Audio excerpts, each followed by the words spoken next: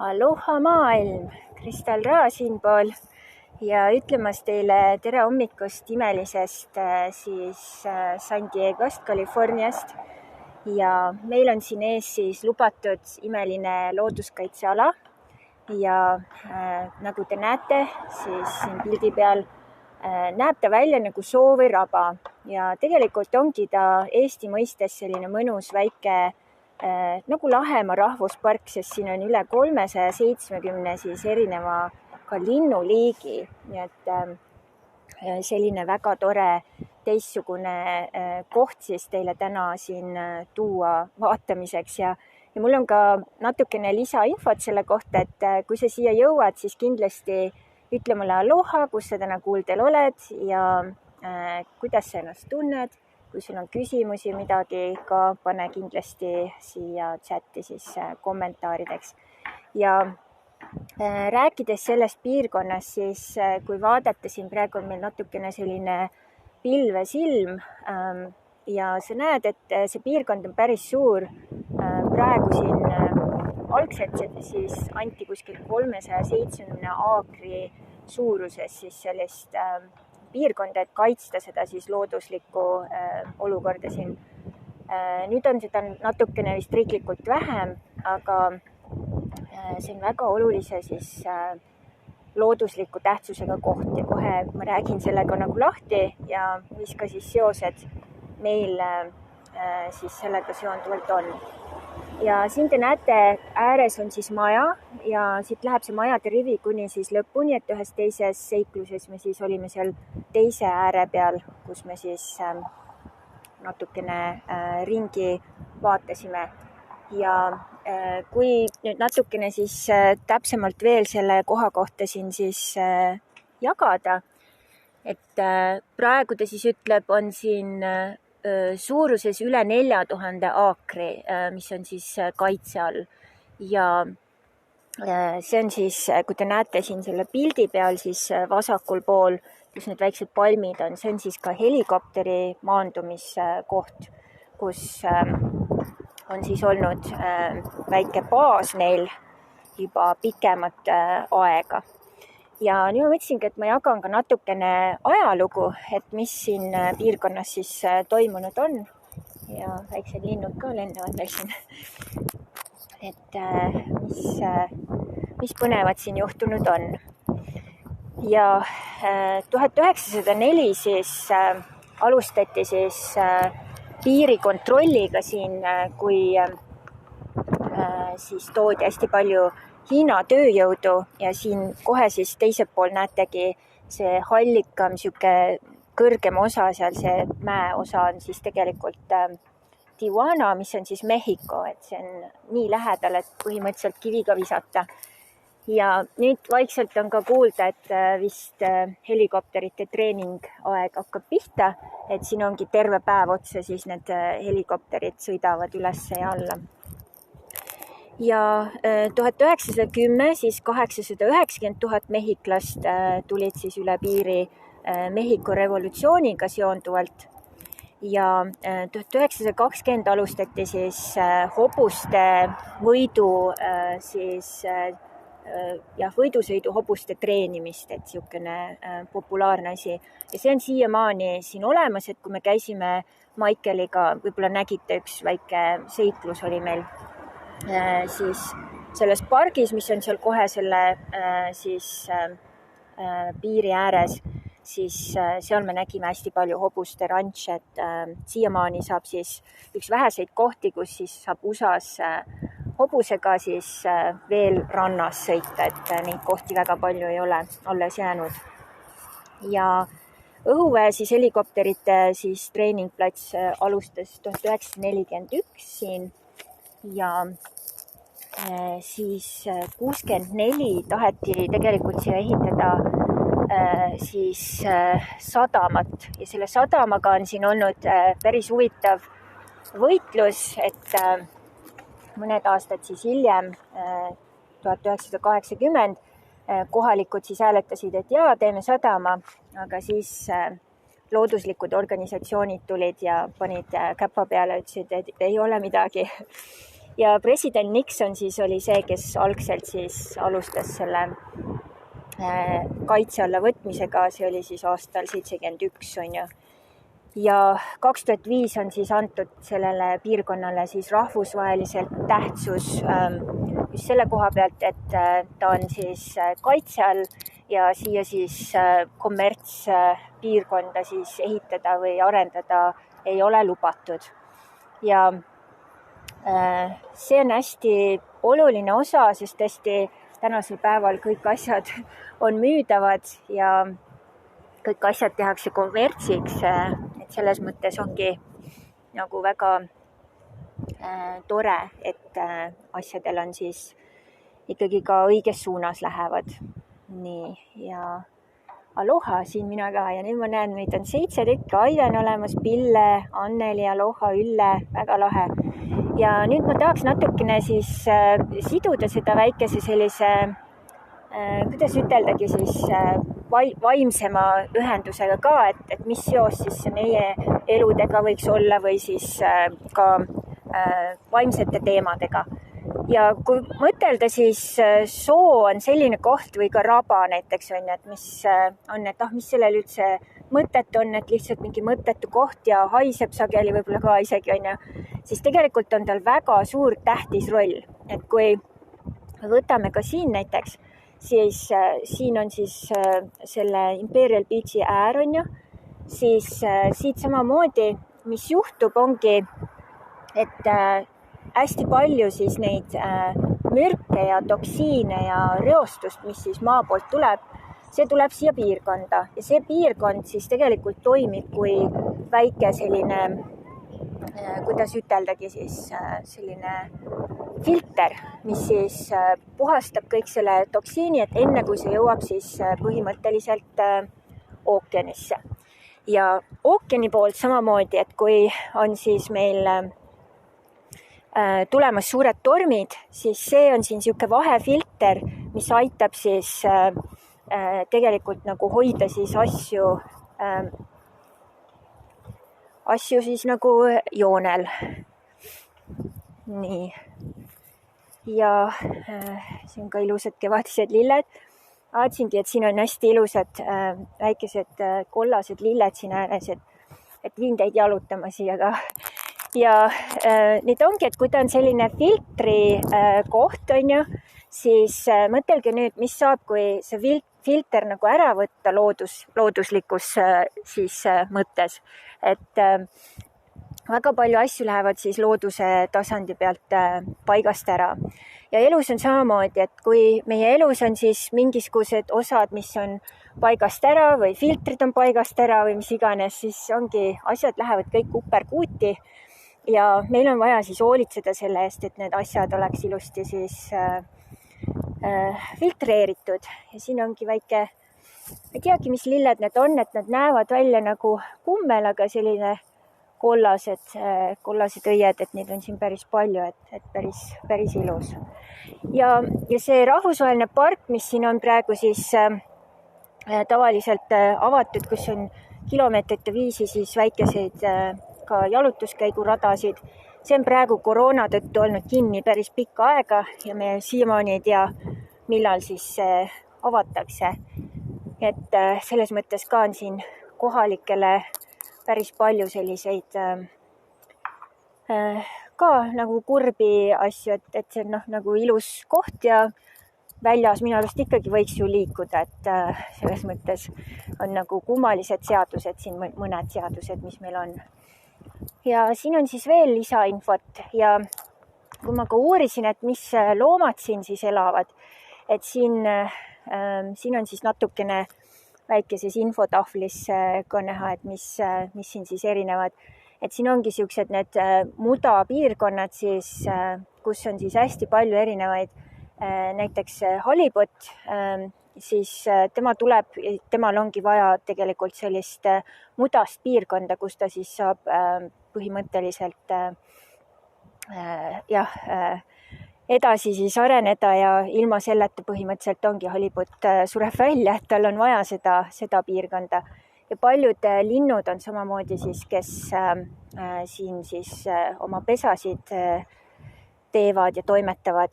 Ja loomadest siin veel, siis ma vaatasingi, et okei, et ma vaatan, mis loomad siin siis ka põnevalt toimetavad.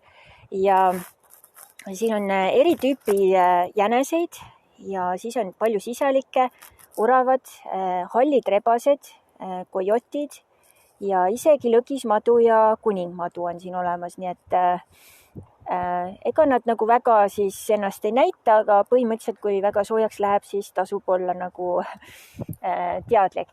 Ja siin on siis natukene ka ajaloost, et mis siis olukord on.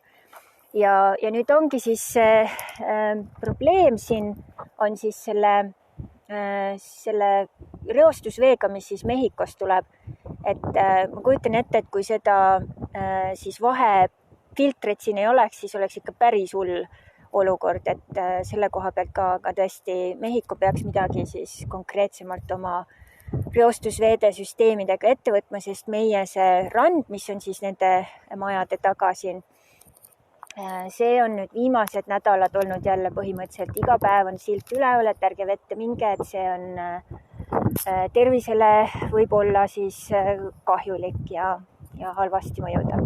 Nii et selle koha pealt ka sellised inimtegevuse mõjud, et mis seis on. Ja nüüd üks väike osa siis sellega ka, et ma ei tea, kas te teate, et laupäeviti meil on Maikeliga iga laupäeva siis teie õhtul, meie hommikul on siis meil ka väike live ja viimases laivis me rääkisime infrastruktuurist ja infrastruktuurist oma elus ja oma siis tegemistes ja on hästi oluline, et igaüks meist leiab siis selle oma infrastruktuuri, et mis see sinu jaoks on, et sinu eluülesannetega ja kõige muuga siis seonduvalt ka, et ja siin nüüd, mis seos selle kohaga siin ongi see, et see on ju ka infrastruktuur, see on üks oluline osa loodusest.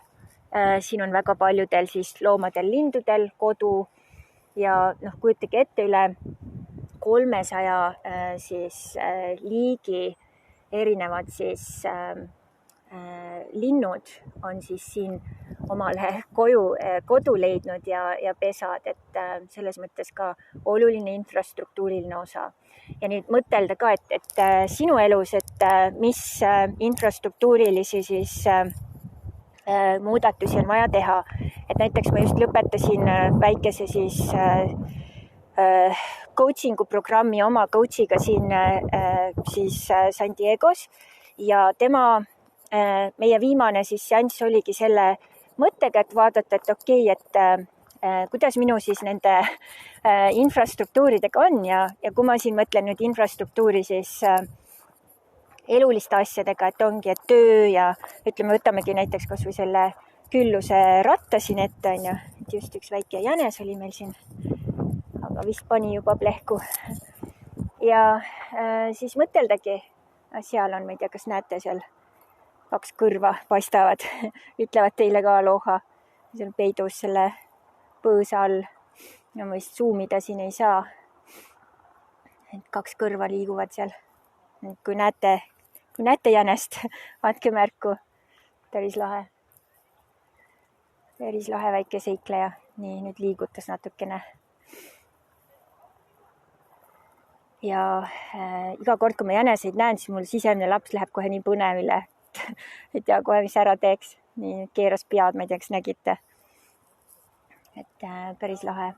Jah, ja siis ongi läbi mõelda, et okei, kuidas mul on suhetega, kuidas mul on seksuaalsusega, kuidas mul on tervisega, kuidas mul on eluülesannetega, kuidas mul on küllusega ja siis vaadata, et okei, mis siin infrastruktuuris siis logiseb, on ju. Ja siis vaadata, mis on vaja muuta, mis on vaja toetada, mis veel on vaja siis ette võtta. Nii et laseme siis jänkul olla seal ja ilus kollane väli kollaste lilledega. Nii. Ja nüüd ongi selline väike mõttekoht meile kõigile.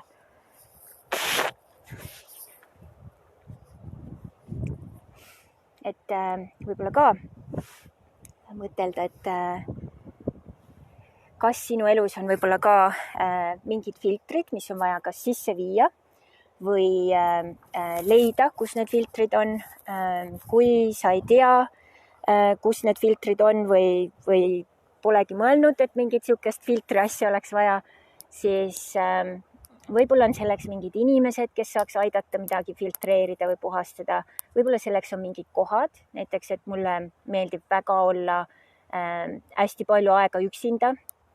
Et me oleme isiksuslikult hästi erinevad igaüks. Näiteks Michaelil ei ole sellist vajadust peaaegu üldse. Minul on täiesti karjuv vajadus, et see võib-olla ka, et niisugune võib-olla loomingulisem tüüp, nagu ma olen, on ju. Ja nüüd Michael oli ära Texases ja minul oli täielik pidu, et lihtsalt üksinduses olla. Ja siis ma mõtlesingi, et vau, et ma pole üldse nagu mingit hirmu, mitte midagi ei ole, et millest see tuleb. Et mõni naine oleks nagu hullult üksinda nagu hirmul. Ja eks kõik need aastad, mis ma üksinda elanud olen ja maailmas rännanud, on oma töö teinud, aga see oli minu jaoks, see oli puhvertsoon, see oli see filter, see minu üksinda olemise aeg. Ja sisemine pere oli täiega umbes, et pidu, et nüüd saab kõike teha, mis iganes siis pähe parajasti tuleb. Et kui sa ikkagi elad kellegiga koos, et siis alati ikkagi hakkad ju arvestama. Ja nüüd ongi sellest mõnest päevast sai filter, mis aitas siis mul just seda üksinda olemise aega nautida ja samas täita seda. Nii et siis, kui Michael tagasi tuli, siis ma olin veel rohkem siis iseenda keskmes olemas. Nii et selline lahe siis mõte teile ka. Nii, ja siis ma näen, Pille ütleb, et täitsa näha on. Arvan, et see käis siis jänese kohta, nii et väga lahe. Ja nüüd ongi, ma siis siin ka arutlesin seda, et kas neid seikluseid jätkata, et mul on niisugune väike kokkulepe iseendaga, et kui kas laivis on olemas 10 inimest korraga või siis tuleb sinna lõpuks siis ka see väike 10 alohat, et siis ma jätkan nende eestikeelsete seiklustega ja kui ei ole, et siis lihtsalt läheb see ingliskeelse peale üle, et originaalis oligi mõte ainult siis ingliskeelseid teha. Ja nüüd ma vaatan, siin on kõikunud meil 8, on vist välja läinud. Ja lihtsalt, et siis traditsiooni mõttes ma ühe korra kindlasti teen veel ja siis ongi võimalus, et vaadata, et kuidas siis, mis seis on.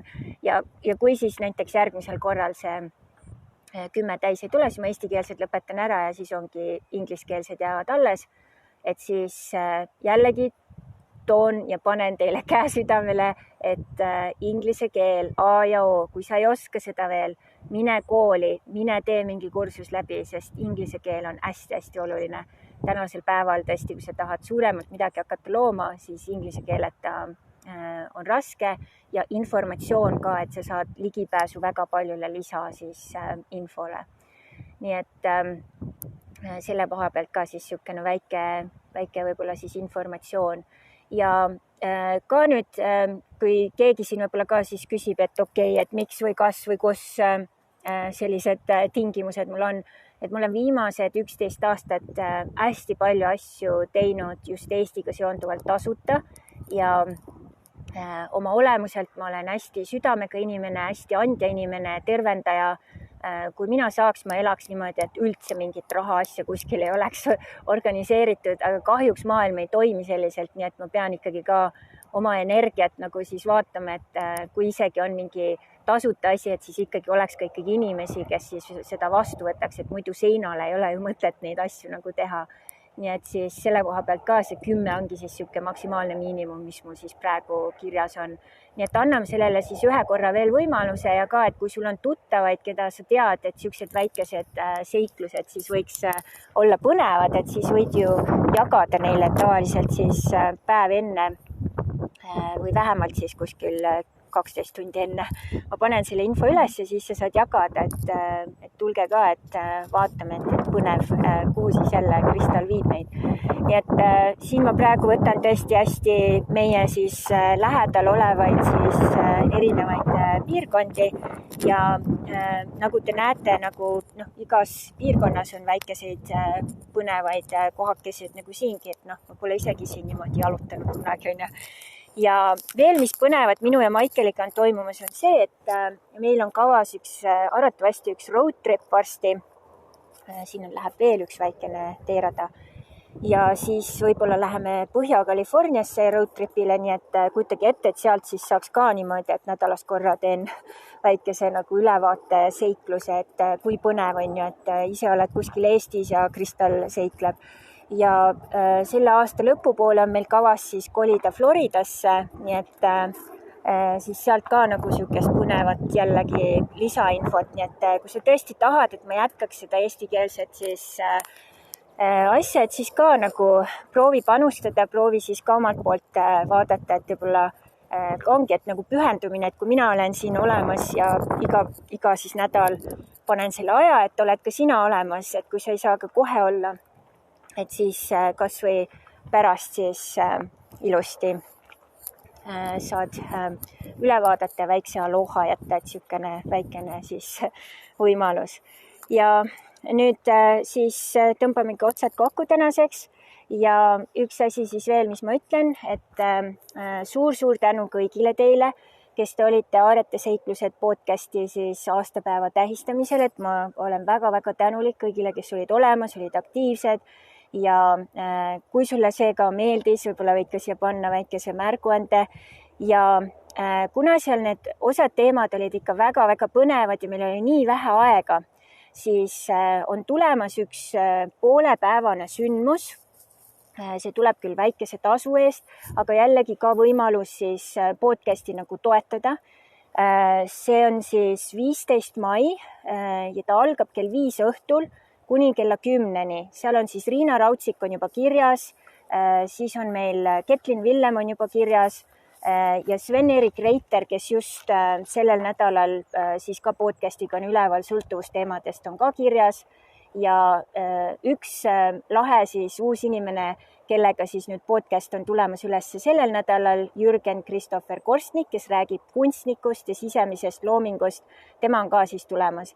Ja see formaat saab siis olema niimoodi, et on 30 minutit on siis workshopi stiilis, esineja annab siis nippe, trikke ja 20 minutit on siis küsimuste-vastuste aeg, pluss siis kui on keegi, kes on valmis, et väikest coachimist siis võtta vastu sellelt esinejalt.